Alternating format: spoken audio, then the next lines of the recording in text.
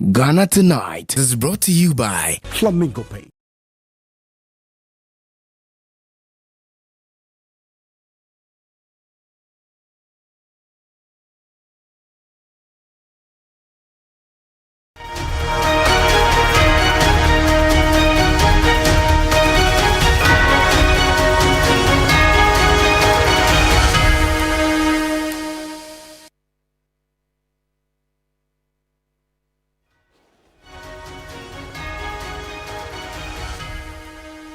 Well, it's the beginning of another week. Good evening. Welcome. This is Ghana Tonight. We're live from Sabata Desawe Kanda, also live on TV3 Ghana on Facebook and on DSTV channel 279. We're all across the world on 3news.com.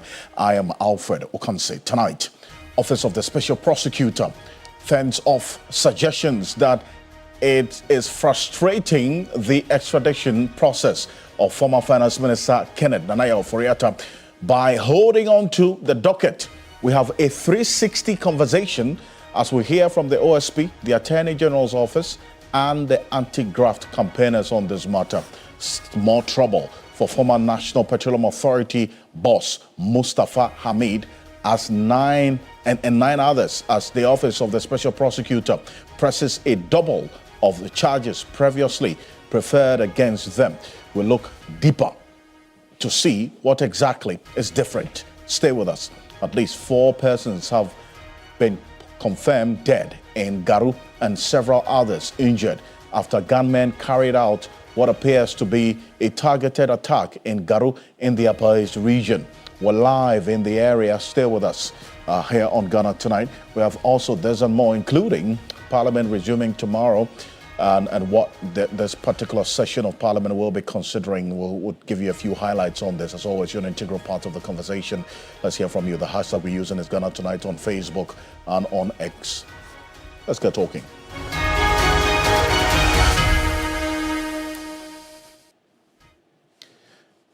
Let's settle for Ghana Briefs.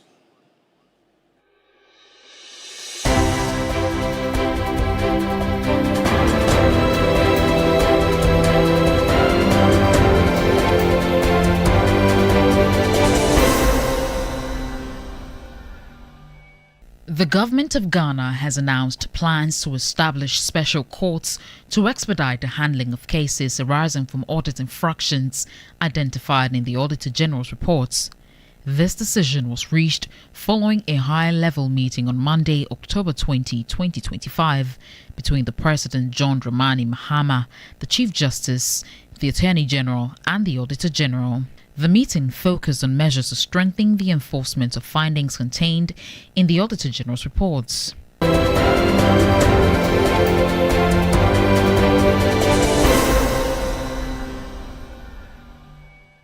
The Office of the Special Prosecutor, OSP, has denied reports that its officials are at loggerheads with the Attorney General and Minister of Justice, Dr. Dominic Ayine, over the extradition of former Finance Minister Ken Ofori-Atta to Ghana for prosecution.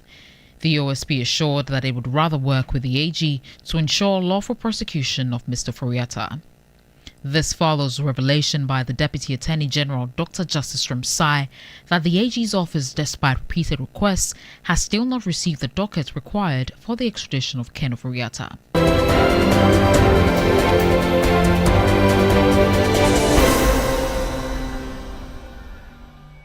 4 people have been confirmed dead and several injured after gunmen carried out a targeted attack in Garu in the Upper East region in the early hours of Monday. According to security sources, the armed men opened fire at the local NHIS office and killed 1 person on the spot. The security sources said the gunmen then moved towards the Garu school area, where 2 more individuals, including a head teacher, were fatally shot. The armed men, while leaving the town, reportedly also shot and killed another man, bringing the number of deaths to 4. The attack has since left residents gripped with fear and panic.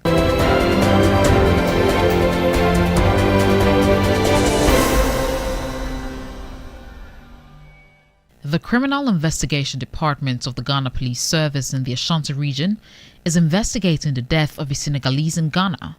According to police, the 20-year-old identified as Keith Toure was admitted to the Menchia Government Hospital under false pretenses. Toure's death has sparked international interest.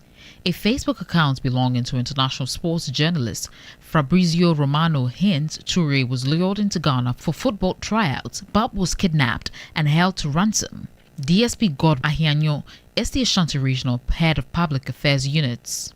3 persons brought him from the Menchia Government Hospital.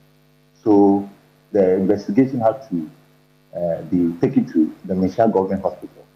When the officers got to the Menchia Hospital and they spoke to the management or the authority at the hospital, they also mentioned that yes, on Thursday at around 1 p.m., they were there when 3 persons brought in the victim with some injuries.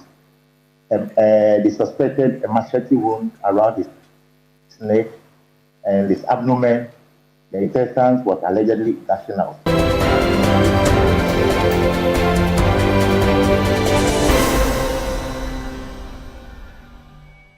Ghana Water Limited requires in excess of 300 million cedis to dredge its treatment plants apart from the Barakesi plant, which has largely been affected by activities of galamsey, sand winning and construction. Last year alone, some 64 million cedis was used to dredge the Owabi treatment plant. Managing Director Adam Mutawakilu insists the declaration of a state of emergency is not the ultimate solution to address the menace. If you declare state of emergency in one area, they will migrate to another area. So at the end of the day, the whole Ghana will be in the state of emergency. It's what measures can we put in place for it to be sustained? You declare state of emergency, so for how many years? When the people continue, the day you leave the state of emergency, when they go back, we can't have state of emergency forever. So there must be pragmatic measures, as the President Mama had put it, to make sure that we put in measures to sustain it, and that will be sustained forever.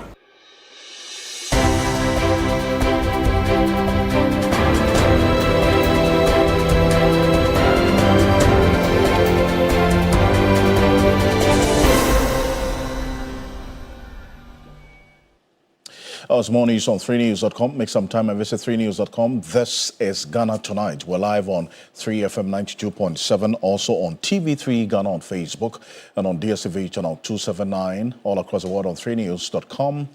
And also, it's proudly brought to you by Flamingo Paint, Simply Superior, Sasso Insecticide Spray and Coil, Tum Preco. Coming up next year on Ghana Tonight. It's not good news. Tonight, at least 4 persons have been confirmed dead and several others injured in a suspected targeted attack in Garu in the Upper East region. Now, we're live on the ground with the latest on this matter, and just to set the basis for this and what we're gathering right now. This is a story that we've been paying close attention to over the last 2 hours. It's been unfolding in a very tragic way. 4 people have been confirmed dead and several injured after gunmen carried out a targeted attack in the Garu and the Upper East region in the early hours of today. That we got information. According to security sources, the armed men opened fire at the local National Health Insurance Scheme office and killed 1 person on the spot. The security sources also say the gunmen then moved towards the Garu school area where 2 more individuals, including a head teacher, were fatally shot. Now, the armed men, while leaving the town, reportedly also shot and killed another man, bringing the number of at least the confirmed deaths to 4 as we speak. We'll get an update on that, so stay with us. The attack has since left residents gripped fear and panic. And now, thankfully, we have the Member of Parliament for the Garu constituency, Dr. Thomas Anaba. He's joining us on Zoom right now. Dr. Anaba, good evening. Thank you for joining us. If you can unmute for me, please. Thank you, Ocansey, for having me. I would say good evening to you, not so good for us in Garu. And good evening to Absolutely. your cherished viewers and listeners. It is indeed not so good. The information we got earlier and the sequence that I've just run through, is it consistent with the briefing that you have received from the Regional Security Council? Yeah, it is consistent from what I've received from all courtesies, including citizens or natives of the Garu township, that 4 people were gunned down and several others injured. Those who were injured were taken to Garu Hospital. Some were taken to other district hospital close, treated, some discharged, but I'm told 4 people are still seriously injured and they are within the Garu Hospital. That is what I've gathered. I see. The assailants, as you heard, came from nowhere, directly went to the National Health Insurance Office to ask for the director of the National Health Insurance. And in his absence, they rather shot one of his staff down and left the place. On their way out, they went to the school, as you've said, to shoot down the head teacher and continued on the road to pave their way out of Garu, shooting people on the way to be able to leave Garu. Now, you say that he went there to ask, or the gunman went there to ask of the National Health Insurance Director of at the Garu office. Yes, that is what exactly happened. Yes. They went and asked of him and they said he wasn't around. Then they saw one gentleman there who was in his office and they shot him and he died instantly at the place. So it became a very sorrowful state. Garu, as we speak now, is in shock. Let me say the whole of Garu is now very alert. And let me thank the youth and everybody for the unity that we saw in Garu today, how they have come together to mobilize to monitor Garu. Garu is a very peaceful town, and we know of Garu is a town that is very observant of new people coming in. If you remember last 2 years, there was a strange vehicle that went to Garu. They tried to understand what the vehicle was doing there. It brought about a confusion between there and government because they had to attack the vehicle to see what was inside. But I think this team came as a surprise to the good people of Garu. So therefore, the sympathy and love for each other today in Garu has grown so hard that even though we've called security there, I think the vigilance there is now so tight that it will be difficult for anybody again to penetrate the next time to Garu to cause any harm they intend to do. That notwithstanding, I think the military have already arrived there and they are taking good positions to ensure that no one enters Garu. The good thing is that it didn't occur between people within Garu. It occurred, the shooting was done by people who came outside Garu. So there is no panic within Garu people themselves. There's no tension between people in Garu themselves. It is now a united Garu to look for intruders and people who will come from outside to attempt entering Garu. That is the good news, that is not coming from, it is not a conflict within the town. That is the good thing about it. The sad thing is that we lost 4 of our valuable members. Indeed, and that's what I'm going to get to, because this thing happened in broad daylight. From the reports we're monitoring, as about 10 a.m. this morning. Yes, I mean, exactly. It happened in broad daylight. That is why people were able to run after. Some people were brave enough to try to run after them. When the shooting started and they started running, they ran into some forest and took off and were able to run away from the Garu township. That's what really happened. They first went to the office, as we said. People saw them, even though no one can corroborate the motor number, the number plate of the motors. They were in smokes. And then after they shot the guy, they went to the school on their way, shot the head teacher, then continued their route to wherever they came from, and then shot people on the way and hurt a lot of people who were treated at the Garu hospital. People trooped there in their numbers to support them, to give them courage, and people rushed to the families that lost their relatives to mourn with them and even help them take graves to see whether they could bury them, especially those who were Muslims. So that is what really happened. As we sit now, Garu is in a very distressed state. The mood in Garu is not good. The mood is vigilance. The mood is awareness. The mood is watching everywhere in Garu. The mood is that no stranger would come there to cause any more harm to anybody there, because Garu, we don't have any conflict among ourselves. We live there, Kusasis, Bimobes, Frafras, Hausa, Moshis, Busangas. We live there very happily without any confusion. We don't know what is trying to cause this. So we leave everything into the hands of experts, the security agencies, the intelligence agencies, to make sure they unearth what really caused this shooting in Garu. Because we don't think it is armed robbery. If it was armed robbery, they should have gone to the bank that has money, the mobile money vendors that have money, the motor sellers who have money, but they went to the National Health Insurance. Poor National Health Insurance that has no money in there to ask for somebody, and later on even shot a teacher. A teacher is not in the bank, he has no money. So to us, it shouldn't be anything about armed robbery. I think it was a targeted killing. We suspect it is a targeted killing that was going to take place, and it has taken place on unfortunate people who perhaps were not the targets. Well, we'll see what the police's investigation will bring out of this, because then it will be easy to conclude that it wasn't robbery because they didn't take anything from the NHIS office. So yes, but then again, the police will have to do that work of telling us exactly what this was. But then also thinking about the fact that this public school that was close to, or that is close to this NHIS office there, they went to this public school, teachers were running for their lives, and they just gunned down one teacher. And then this other gentleman who was on his way to the market, they saw him by the roadside, just gunned him down. And later, this gentleman has been identified as a chief. Do you know this? Do you know this, that this other person is actually a chief in the area? Yes, exactly. Mr. Jacob Anasa is the chief of a community called Wedichengo, and he's even the appointee of the Kusasi traditional area to the Assembly of Garu. So he's a well-respected man in Garu. The bank in Garu, he was one of the people, together with my father, who founded the Vespa Bank in Garu. So he's well-known, very humble man, very nice man. That's why he became a chief of the community. That's why he was appointed to the assembly to be a member of the assembly. So I know him personally. I've lived with him. I always go to his house anytime I go to Garu. Very cooperative, somebody who appreciates human life. It is so sad that this man has been killed. The head teacher too, similarly, the children like this head teacher. He like organizing activities for them. They are loved. All those who died are actually people who have no track record of any criminality or any bad deeds. They are well loved by the good people of Garu. It's very unfortunate that their lives have been ended tragically in this manner.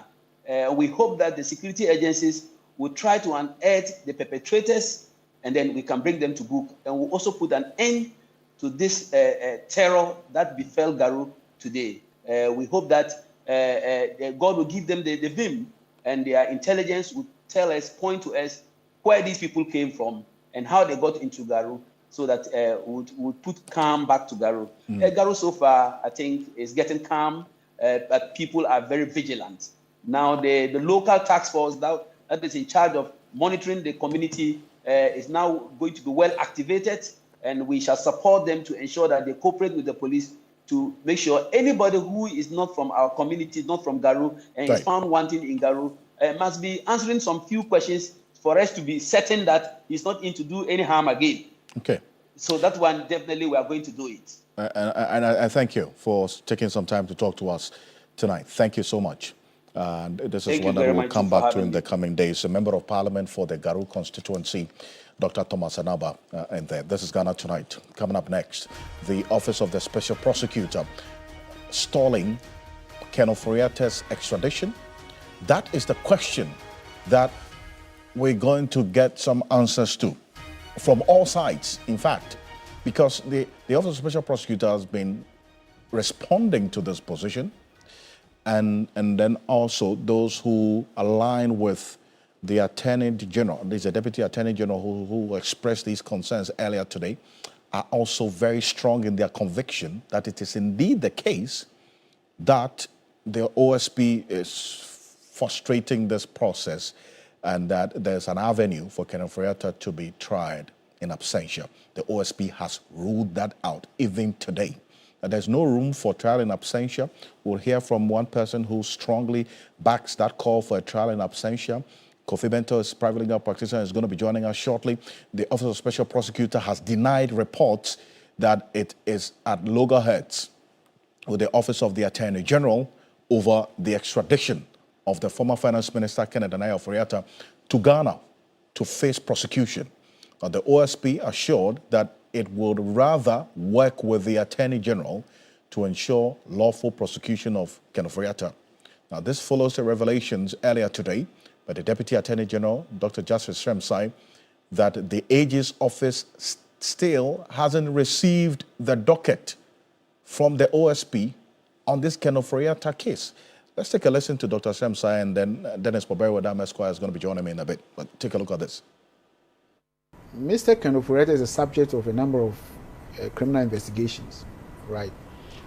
I think the one that is popular is the one that the OSP is conducting.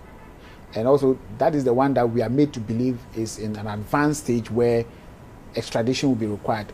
And indeed, the OSP has already put the person on red alerts, Interpol red alerts. What it means is that it's a notice to the whole world that this person is a wanted man. But the Interpol alert is not an extradition, procedure. So if we really want the person to come, we need to make an extradition request to where we believe he is, which is the US. Now, this is what's, and listen to me carefully on this. We are the only authority, that's the Attorney General Office, we are the only authority that can make extradition. But we need a docket from, an investigative docket from the OSP to be able to make this extradition request. As of today, we still do not have a docket from the OSP.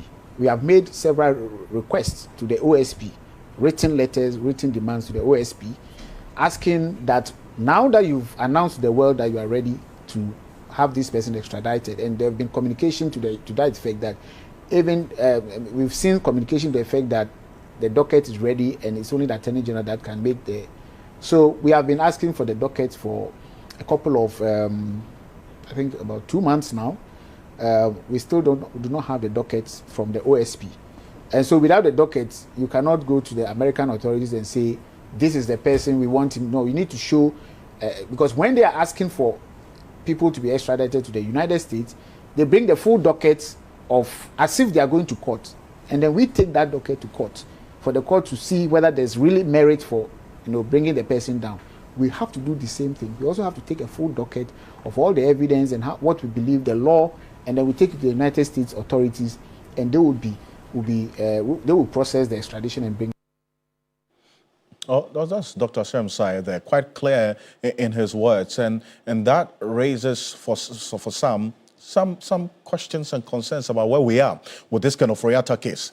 Hearing from the Deputy Attorney General, for that matter, Dennis Poberi-Wadam Esquire is with me, and you've been following this case right from this morning when we got this revelation.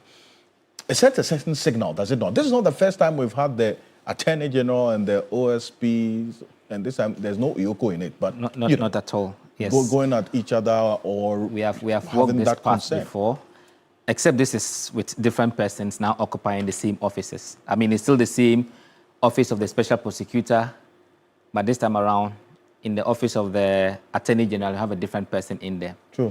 But to put the matters in their proper context, I mean, this is not really the first time this issue is coming up. It had come up already on social media with correspondence between the office of the Special Prosecutor, the office of the Chief of Staff, the Attorney General. And those correspondence, as we saw them, seemed to suggest that there was some request made on the OSP to give certain documents, just so we don't sound so legalese and use dockets. Yeah. Just say documents that will facilitate this extradition process. The extradition basically is how they can get former Finance Minister Ken Ofori-Atta back to Ghana to face the law. But what we heard from the Deputy Attorney General is more like now giving more meat to what we had already read on social media, or giving more veracity to it. True. And he was quite clear and instructive that yes, they've made requests, but they still do not have these documents. And he begins by saying that this is a case that a certain sense was created, and that for them to ask for those documents to help, and they are still not getting. In fact, as at the time he was granting the interview, he said as at the time he was speaking, they still did not have those documents. But of course, this was the request they put 2 months ago. Yes. So But of what course, are the Office of the Special Prosecutor hadn't spoken on this ever since the matter came up on social media. But when the Deputy Attorney General spoke on the matter, then some responses started coming in. First, we saw on the personal Facebook page of the Director of Strategy and Communications, Sami Dako. He had written at length to address the matter. Then shortly after that, there was a statement on the letterhead of the Office of the Special Prosecutor itself addressing, substantially, the two statements, both on Sami Dako's page and then on the OSP's letterhead, carry the same information. And that's to the effect that they wanted to put matters in their proper context. And the first thing they sought to do was to dismiss that seeming suggestion that there was some kind of friction between the Office of the Special Prosecutor and then the Attorney General's office in respect of the extradition processes involving the former finance minister. In doing so, they recount and admitting that indeed those correspondence that we saw on social media indeed were true, except to also express the fear that it compromises their own security, and to also say that they can say for a fact that those documents or those letters between the offices of the OSP, Chief of Staff, Attorney General, the leakage of those letters did not come from the OSP, and they are concerned that such leakages compromise the quality of work they'll be doing. But what's important is that in that particular, in the correspondence, they try to give timelines as to what really happened at what time, and the reason for which the Attorney General still does not have the docket as he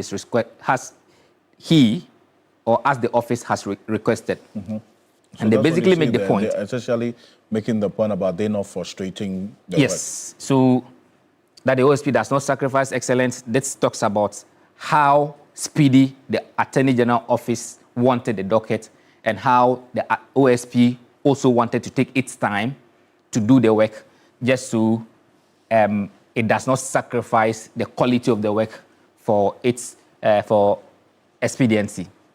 Did they say anything about the extradition process? Yeah. Yes.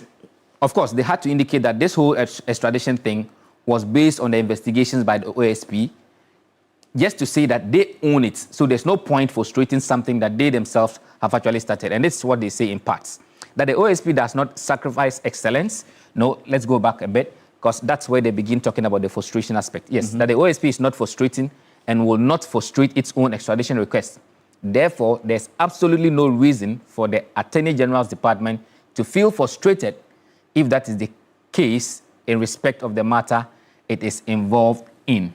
Then it goes on to now talk about the fact that the OSP does not sacrifice excellent and professional investigation on perceived frustration over a response. The extradition process is a multi-agency procedure involving several sequential steps and statutory actors. Now, mind you, Alfred, they make the case that along the line, while that engagement was ongoing, the OSP had to carry out some exercise at the offices of SML, in which they discovered some new material that they needed to analyze and evaluate. And that's when the Office of the Attorney General reached out on a second, making a request again for the dockets. They explained to them that the dockets will have to delay because they still were making the analysis of that material that they gathered in respect of SML. And that for them is the reason for which the docket delayed. But of course, they did concede that that engagement had been ongoing. Even beyond the written letters, there had been some other conversations between the Deputy Attorney General and then that's of the Office of the Special Prosecutor. I see. It's interesting because they talk about no hint of what? Institutional cooperation breakdown. But then again, you have the Deputy Attorney General raising that concern about how long it has taken for them to have the documents they have been asking for in this particular regard.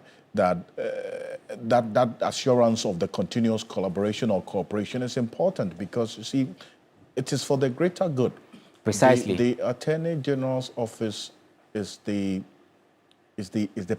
mother the office for the OSP. They are the central authority when it comes to this. They approve their budgets and so on. I mean, the OSP derives its authority from the AGs now. And this is even more crucial because when you look at what we are talking about, this extradition process, the Attorney General's office is the central authority. And that was why when the OSP made that request on the Chief of Staff, the sequence of communication was that the Chief of Staff referred the matter to the Attorney General.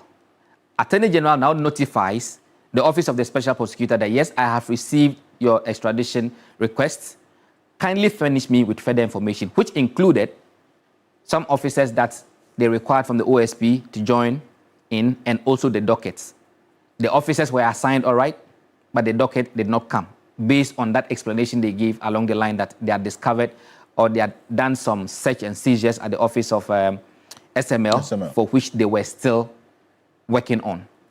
But what's important is that even though you don't find it expressly in the official document from the OSP, when you read what Sami Darko, who is the Director of Communications and Strategy at the Office of the Special Prosecutor, put out, he says that he is aware that this docket is near completion and hopefully it will be submitted within this week to facilitate the process of extradition.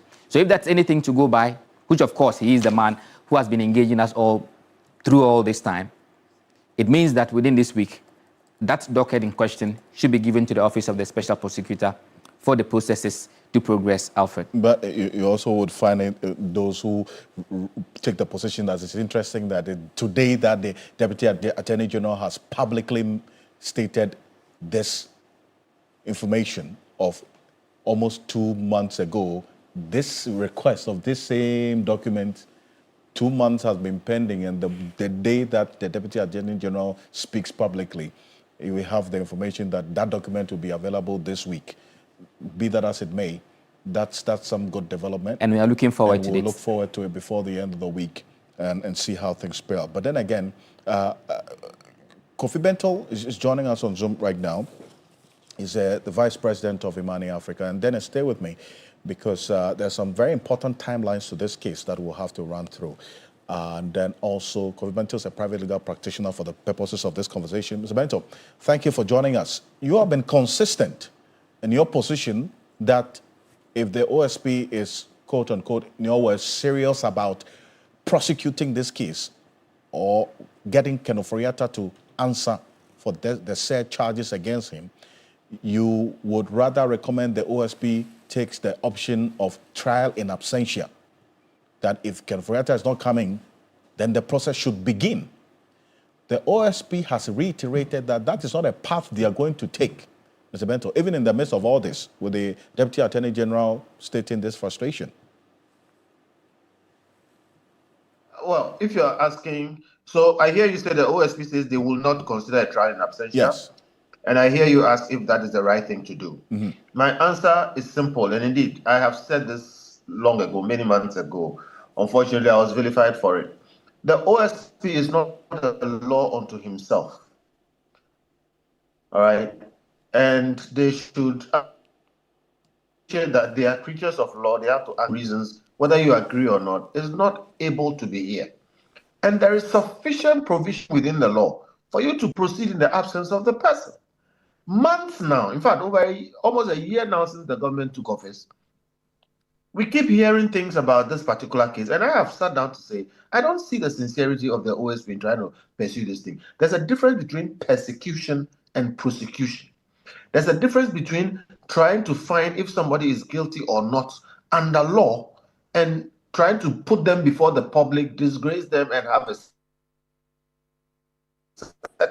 And sometimes I feel like the OSP wants this public spectacle of Ken Ofori-Atta arriving, he being arrested and questioned, and the hula baloo that goes back and forth with it, maybe hoping that people come and sit at Yoko or something. I mean, that kind of theatrics is not what we should be looking for.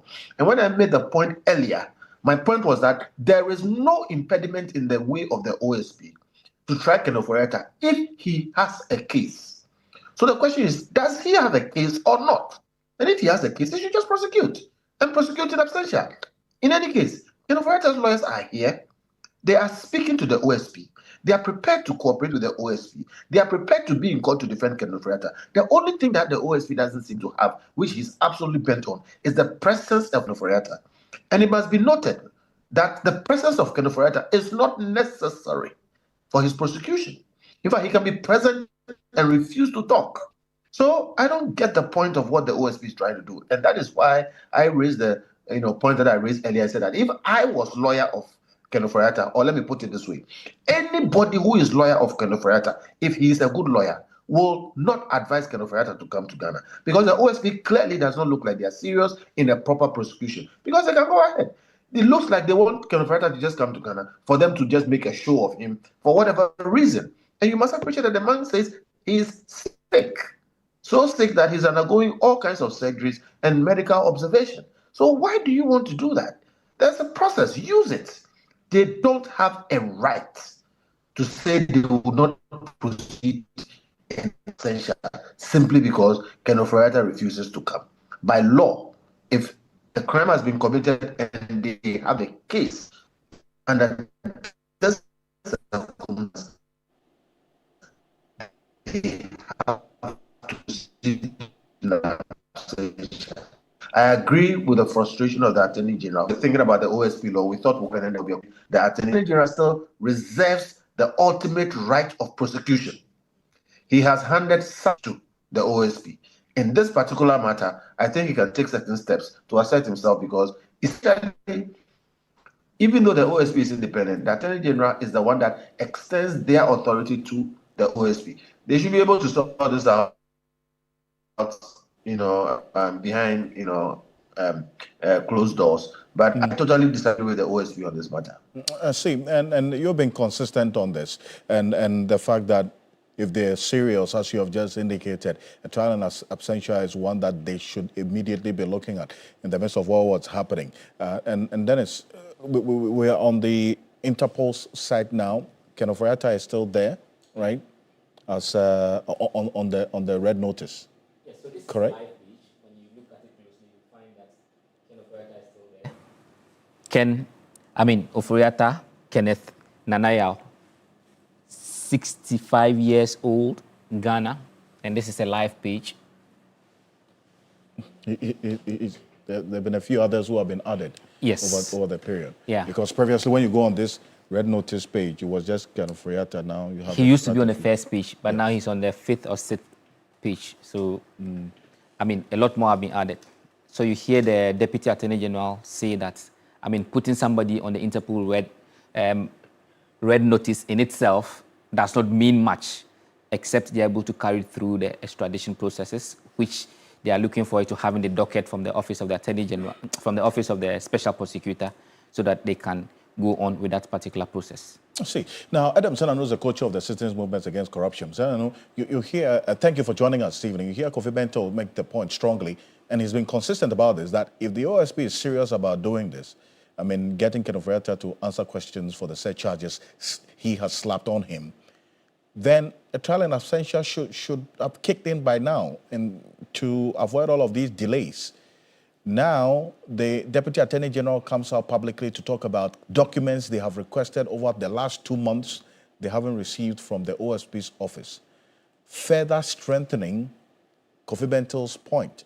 How does all of this put together get to you?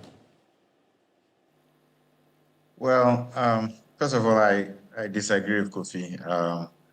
I don't see why anyone should insist that the fact that the OSP at this stage is pursuing Plan A does not mean that Plan B is not an option that will be taken on board at a particular time.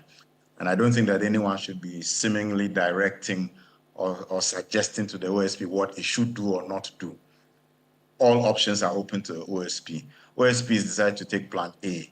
In their assessment of their case is best, prosecuted with Kenneth Ofori-Atta here. Mind you, Alfred, you and I, if we're invited by any of the security agencies, would not have this laxity or flexibility of you should be anywhere and so forth. We would have made an effort to come back.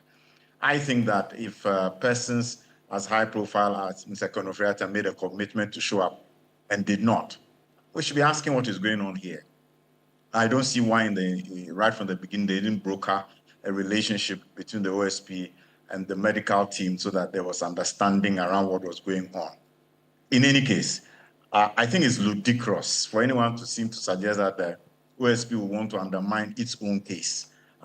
Look at all the effort they've put in, how they've been lambasted told they were being insensitive, told that they were raiding the man's house, all this kind of stuff. You think that at this stage they would frustrate their own case when they wrote to the government to say, please put in this. The very day he failed to show up, let's give them some space. I'm aware that by the end of this week, the special prosecutor will be speaking. The things that have been leaked by, I don't know who, you would note that the response of the SP as to what they were going to do in terms of the two requests. One request was nominate some people to be on the team and then provide a docket. For some very intriguing reason, the part that the response had to give on the docket was not provided. It's only the fact that the OSP has said, yes, these are our two members who will be part of the team. So why should anybody assume that there was no feedback on the reportage or the docket? My understanding is that they actually said that, look, there's some new evidence we have gotten, especially when we raided the SNL offices and picked up their servers, etc. We think it is very important to add it to even strengthen much more what we have. So we'll work on that and submit it. So this is much ado about nothing, and I think that it's actually out of place for anyone to seem to suggest that the OSP will undermine its own case. Let's give them this week, and you'll see what will happen. Well, but if that information wasn't provided, as you said earlier, why didn't the deputy... Which information wasn't provided? The specific case of the... You cited the information in the leaked document.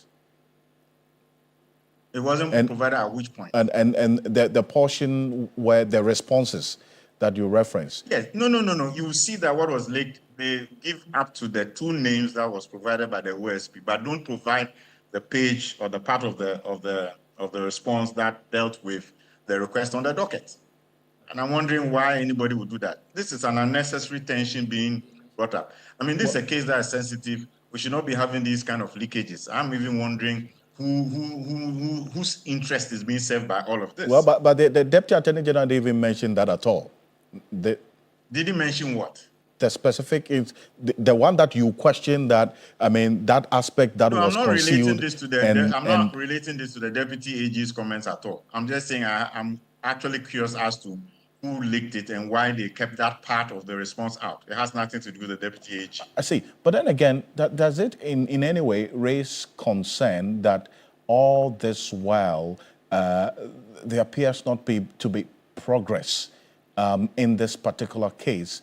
And then the Deputy Attorney General coming out to now state that, look, for the past 2 months, documents have been requested and they have not received the said document. It sends a certain signal, doesn't it? No. I mean, listen, the case is being handled on oral. One of the comments that has been made by the AG or whatnot is that citizens, slow down. Look, we need to take time to handle these cases carefully. Yes, an OSP that on the 2nd of June, when Mr. Ofrete didn't show up, same day, wrote to the Chief of Staff. And the Chief of Staff responded by the next day. AG wrote to the AG the next day.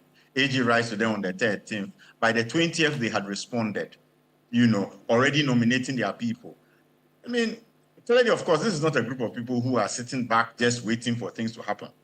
But they have said that there's much more information that harvests that persons as well. Other cases other charges they want to file. So, I mean, if they have nominated the two people and the AGs had actually nominated these two people and the 4 people were meeting, I'm sure that George Joy would have resolved this. I don't think this is a matter where suddenly somebody should suggest that the OSP itself is frustrating its own case. Mind you, for all purposes of the actual court case, it's still going to be the OSP's case because under the law, it is their mandate. So whatever happens at the end of the day reflects on them and their capacity. So I think this really is out of place. I'm wondering who wanted to engineer some confusion or tension and for what purpose. I'm not quite sure what this suggestion that they are delaying when in other cases, including the oral cases, we are saying we need more time to do things right. I really can't get what the intention is behind this. Well, we'll say the assurance from the OSP's office is that by end of week, these documents that the Attorney General is asking for will be provided. So let's all keep our fingers crossed to see how things play out by end of the week. I think it's even more important to note that a lot of the things on the checklist that is required for this extradition request have already been done and provided by the OSP. Let's not seem to suggest that it is just a docket. There are several other aspects of it which had already been provided. So if you don't give the narrative right, it will seem as if they've just been hanging on, and that's not the case at all. That's not the case at all. And they actually gave a response saying that, look, on the 12th of June, mind you, I think that, no, it's either the 10th or the 12th of June. The response came from the request came from the AGs on the 30th. They said they raided the SNL facilities on the 12th of June and have discovered additional information that they think is relevant. It was actually on the 10th of June, yeah. So here's the point. So the thinking of the logic is very clear. So why should anybody want to rush when even in 6 months, other cases they should handle have not been handled? Well, Meanwhile, the AGs, with all the YOCOs, NIBs and whatnot, has the mandate and capacity to be looking at economic crimes and other aspects. Have dockets been produced on those as well? Well, I think that this is unnecessary tension at this point. Well, let's allow the OSP the space to proceed and to finish it. At the end of this week, they'll give us the additional information that is required. The AG should file on our behalf, and let's move the process forward. And let's see how the coming days will look like on this. Thank you so much, Mr. Ano. Thank you for joining us. Adam Senano is the co-chair of the Citizens Movement Against Corruption. There are some timelines, Dennis. We have to round up on this one. Yes, so we know that early June, the OSP secured a red notice. We have just checked that the former finance minister is still on the red notice. 2nd June, the OSP officially, this was the first time the OSP had written to the chief of staff for this extradition process to begin. The chief of staff transmits that extradition request to the Attorney General because the Attorney General, in the scheme of things, is the central authority when it comes to matters of this nature. 13th June, the Attorney General then writes to the OSP again, confirming receipt of the request and then also making a request on the Attorney General. 2 things the Attorney General requested for: that 2 OSP officers to join the prosecution, then a copy of the investigation docket. And this is where the matter started. 20th June, OSP replies, provides the names and the contacts of the 2 persons to join the prosecution, and giving an update. Mind you, this is the narrative of the Office of the Special Prosecutor, saying that after giving the names, they also included an update on the OSP, and they said that they were still organizing the case dockets after a search and seizure operation at SML offices on the 10th of June. This is the information that many say has been missing or is missing from the correspondence that have been put out in the public. Yes. So in September, the Attorney General followed up again, requesting the docket. Now, 16th October, that was when the document started leaking. The OSP has denied responsibility for the leak. He says that he's not frustrating the process and he will continue to work with the Office of the Attorney General for the way forward. But it's instructive to state that when we hear the Deputy Attorney General speak on this matter, what he says is the fact that they've requested for the docket, they have not got it till date. The OSP has confirmed that yet indeed till date, they have not been able to give the docket because there's a reason. But they say by close of week, that docket will be given.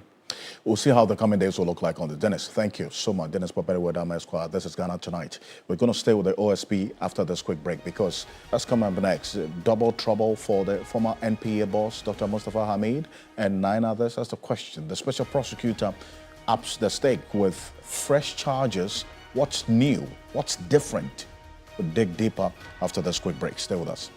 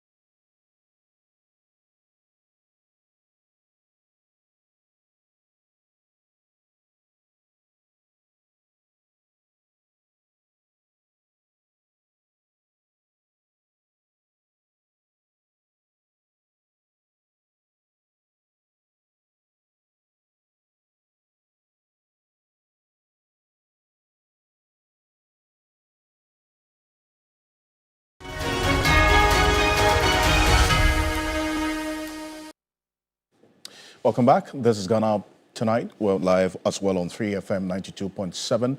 Now, coming up next, the Office of Special Prosecutor has filed fresh criminal charges against the former Chief Executive Officer of the National Petroleum Authority.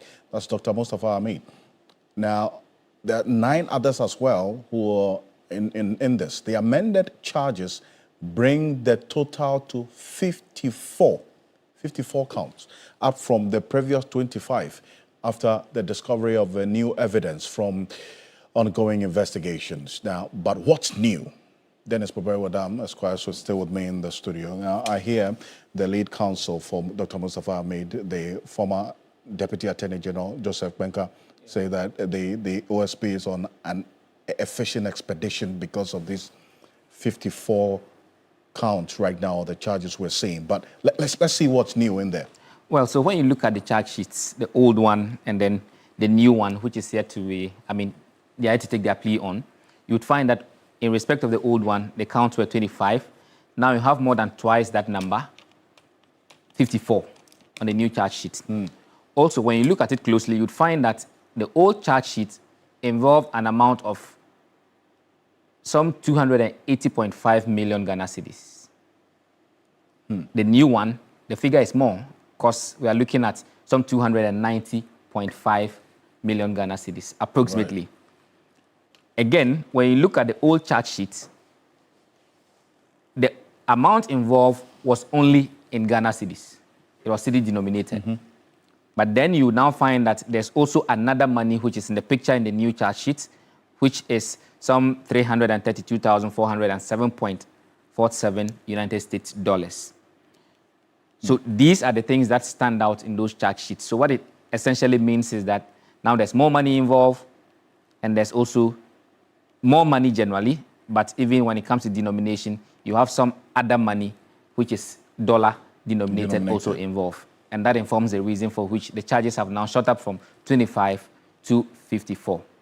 The expectation is that the next agenda date, it's going to be a long day. And I say so because when they are taking the plea, they read every single thing on the charge sheet. The charge sheet is 41 pages. And every single word yes, they will do that. Read. I recall when they were doing for the 25, all those who were in the courts, they looked very tired even by the time they got to count 5. But you had to sit through for the 25 counts to be read. Wow. When we go to court the next time, it's going to be 54 charges. 54? Yes, and all the 10 accused persons will be in there. As to when it applies to you, you plead guilty or not guilty. So that's essentially... But in the old charge sheet, they've pleaded not guilty to all the counts. Yeah, they pleaded all guilty. So you can reasonably infer that with respect to this, they likely will plead not guilty. But that does not take away the fact that they have to be read to and they'll plead to the charges one after the other. It's going to be a long day on that particular day. Indeed.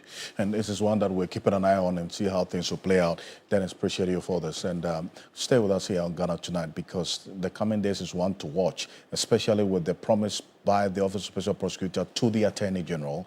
And on this matter of Ken Ofori-Atta, we'll give you some more updates on this. NSA in court. And indeed. Absolutely. Within a week. True. Yeah. And that's one to look out for as well. Dennis Pobewadam, Esquire, thank you. On behalf of the team, we do appreciate your company joining us tonight as well. We're back again tomorrow for yet another conversation at 10 p.m. on Ghana Tonight. It's always proudly brought to you by Flamingo Paint, Simply Superior, Sasso Sesa Spray and Qualcomm, Tum Tum Precom. 6 a.m. tomorrow, join the New Day team and the Sunrise team on 3FM 92.7 for some more of this. I am Alfred Ocansey. Have a good night. Ghana Tonight is brought to you by Flamingo.